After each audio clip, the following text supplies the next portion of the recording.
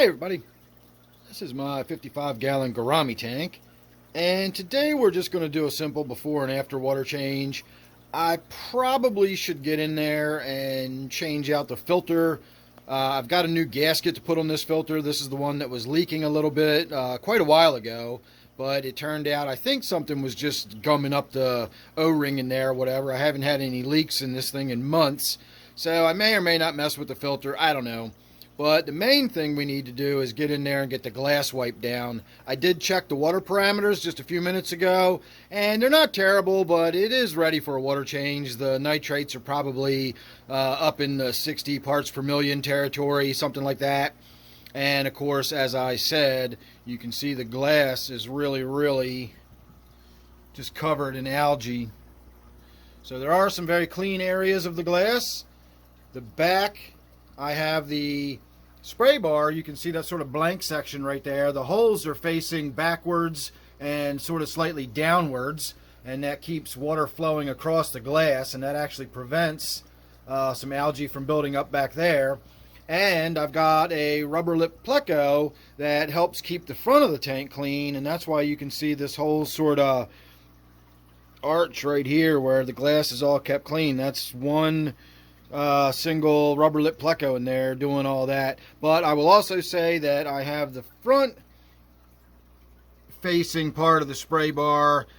The water flows across the surface and then hits the front of the glass and flows down the front of the glass, and while it's not particularly forcefully flowing down the front of the glass, it does seem to prevent the buildup of algae a little bit in this area immediately in front of the spray bar.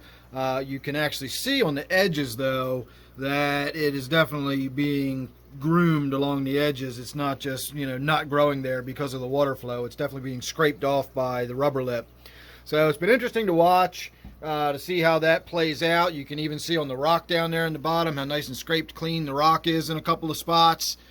Again, rubber lip pleco, they're really great fish when it comes to keeping your tank clean. So that's about it for a look at what the tank looks like before. And there's your after. So not a whole lot to talk about. I did not mess with the filter, but that is because the glass was so difficult to get clean. I basically spent the entire time the tank was draining getting the glass cleaned up, and by the time the tank was filling again, I actually got a phone call, and I almost overflowed the tank because I was distracted in the other room, so I never got a chance to mess around with the filter or anything. But I did get the glass cleaned, and I did probably about a 25 or 30% water change. You actually probably do a bigger water change than you think when you get in there and you pull a little bit of water out of a tank. I'll talk more about that in an upcoming video. I've actually been meaning to talk about that for a while lately. A 50% water change is usually a lot more than 50% of the water. And when I say a 50% water change, I'm basing that on the 50% line halfway up the tank. If you drain down to about half the volume of the tank, you've actually drained well over half the amount of water out of the tank, even though it may look like it's at the halfway point. And so again, I'll talk more about that in an upcoming video. But when I did drain the water out of this tank, I drained it down to about the 25% from the top, about a quarter of the way down from the top. So that's what I'm calling a 25% water change, even though volume-wise, it was probably more than that. Anyway, that's all I did was drain some water out, got the glass clean, filled the water back up. I threw away, well, I didn't actually throw away, but I took some of the floating water Sprite out of here and put it in my grow out tanks in the other room. I've always got some sort of plant available. If anybody's interested in aquatic plants, then I've got some somewhere. And right now I've got some water Sprite in the other room.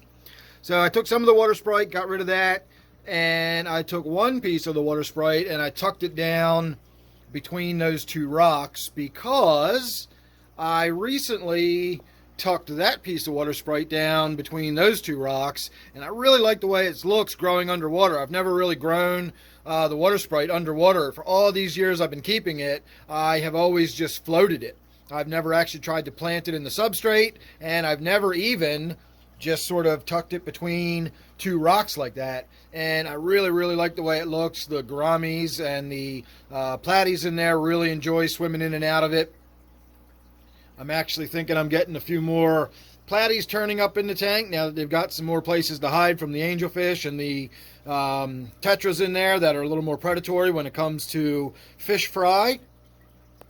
So who knows, maybe I'll have even more red wag platies. I got about 100 of them in various tanks now, if you count my quarantine tank and my tank in the office, etc. I've got so many red wag platies now, I don't know what to do with them all. So there you go, that's about it. Like I said, just got the glass wiped down, changed out some water, and that was about it. But we had a nice little look at the tank, and it's all cleaned up now and looking good. So make sure you're subscribed. You don't want to miss anything I got coming up. You never know what it's going to be with me. Hope you enjoyed that one. Thanks for watching. I'll see you real soon in the next one.